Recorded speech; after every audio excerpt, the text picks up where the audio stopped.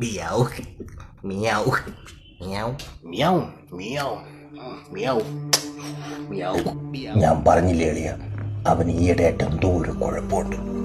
സത്യം. Meow meow. Day, ഇതൊന്നും അല്ല, ഇന്നല്ലാത്ത വേറൊരു സംഭവം നടന്ന്. ഡേ, നീ ഇതോടെ പോകുമ്പോ ചന്ദ്രനില് എങ്ങനെ പിക്കിയ ഏലിയം വരും. എന്നാ വരുമ്പോ പറയണേ, എല്ലാവർക്കും ചായ ഇട്ട് വെച്ചേക്കാം. ഇത് പിന്നെയും കൊള്ളാം. മിനിക്കാൻ രാത്രി ഇതുപോലെ വേറൊരു സംഭവം നടന്ന്.